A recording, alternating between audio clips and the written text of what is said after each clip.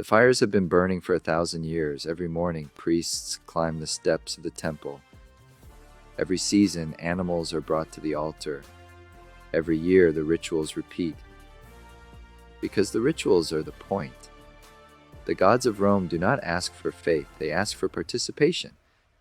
And for 1,000 years, Rome participates.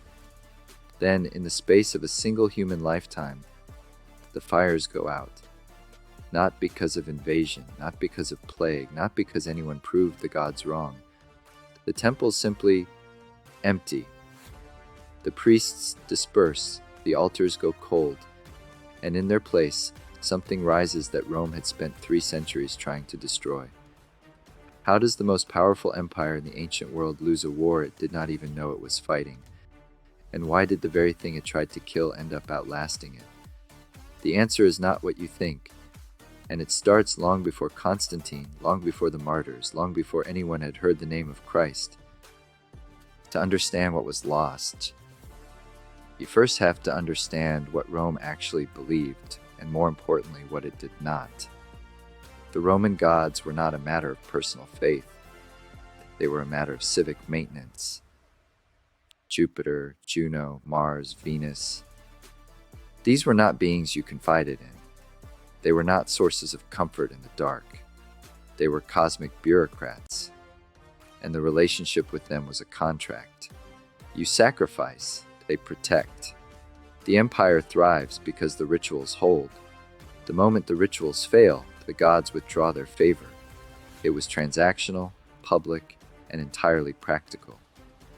This matters because it means Roman religion had no mechanism for the thing that was coming.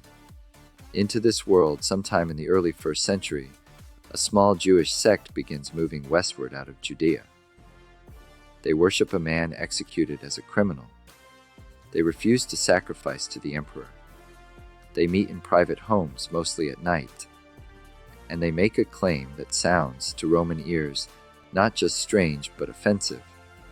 Their God is not a stronger God. He is the only God. All others are illusions, or demons. That was not a theological position, it was a declaration of war. That detail, the exclusivity of the claim, would prove more consequential than any army Rome ever faced. We will come back to it. For 2 centuries, Rome tried to solve the Christian problem the way it solved every problem, with force. Nero blamed them for the Great Fire of 64 and had them burned as torches in his gardens. Domitian demanded emperor worship and executed those who refused. Diocletian, at the turn of the 4th century, launched the most systematic persecution the ancient world had seen. Scriptures burned, churches demolished, Christians forced to choose between sacrifice and death. None of it worked. And here is the first irony the history books rarely dwell on long enough. Every public execution made the movement stronger, not weaker. Stronger. Rome understood power as something imposed from above, by force, by law, by the spectacle of consequence. They had no framework for a religion that metabolized suffering. When a Christian died in the arena and did not beg, did not curse, did not break, it did not look like defeat to the watching crowd. It looked like something Rome had no word for. A peace that made no rational sense, a conviction that force could not reach. Tertullian, writing in the 2nd century, put it plainly. The blood of the martyrs is the seed of the church. He was not being poetic, he was describing a mechanism. And Rome, for all its military genius, could not find a counter to it. But persecution alone does not explain what happened next. Something quieter was eroding the old religion from within. The Roman system offered participation. Christianity offered belonging. In an empire of 60 million people, most of them displaced, many of them slaves, women excluded from public life, the poor invisible to the state.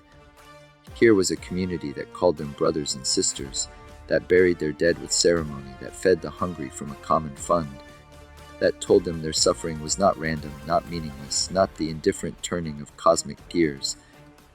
The old gods had temples, Christianity had people, and people, it turned out, were more durable than marble. October the 28th, 312, just north of Rome. Two men are fighting for control of the Western Empire. Maxentius holds Rome. He commands more men. He has the supply lines. By every military calculation, Constantine should lose. The night before the battle, Constantine later claims he receives a vision, or a dream. Accounts differ. What we know is this. By morning, his soldiers are painting symbols on their shields, the letters of Christ in Greek.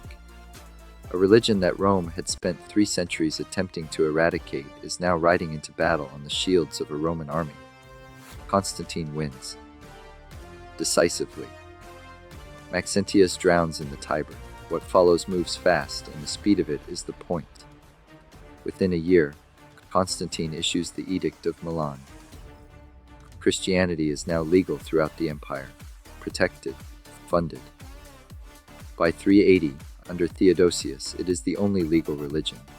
Pagan sacrifice is banned. Temples are seized or demolished. The Vestal virgins, who had tended Rome's sacred flame for over 1,000 years, are disbanded. The Olympic Games, held in honor of Zeus in 776 before the Common Era, are cancelled after 11 centuries. The gods are not defeated in battle, they are bureaucratically retired. Here is the thing that changes how you see all of it. Constantine's conversion was not a private spiritual event. It was a political restructuring of reality. Suddenly, the path to imperial favor ran through the church. Bishops received legal authority. Church construction was funded by the treasury. The men who had been hiding in catacombs were now raising basilicas on the hills of Rome. Power had spent 3 centuries crushing Christianity. Then power simply switched sides, and it brought everything power always brings: money, architecture, legitimacy, and, inevitably, compromise. The Western Roman Empire fell in 476. Christianity did not. When the last emperor was deposed, the church was already the most sophisticated administrative institution left in Europe. It had the roads, the scribes, the Latin language, the organizational infrastructure that Rome had built, and it had outlasted the builders. In many cities, the bishop was simply the most powerful person remaining. The old gods did not vanish completely. They went underground, into the calendar, into folk practice, into language itself. Thursday still carries the name of Thor. Easter still bears the shape of older spring rites. December the 25th was already a Roman holiday long before it became Christmas. The church did not simply conquer the old religion. It absorbed it, repurposed it, gave the old bones a new name. And here is the insight that reframes everything. Christianity did not defeat the Roman gods because it was more powerful. It defeated them because it offered something the Roman religious system was structurally incapable of providing: a reason to believe that you, individually, personally, regardless of your rank or birth or usefulness to the state, mattered to the cosmos. Rome gave people an empire to belong to. Christianity gave them a story in which they were the protagonist, in a world of 60 million people that turned out to be the stronger offer. It always is. The temples fell. The names faded from common prayer. But the need that built them, the need to believe that suffering is not random, that the universe is not indifferent, that something is listening, that need did not go anywhere. It never does, which raises a question worth sitting with long after this ends. When we look at what fills that role today, the movements, the ideologies, the communities people give their entire lives to, are we really so different from the Romans standing in the ruins of their temples, searching for something that would tell them their life was not an accident? Thank you for listening.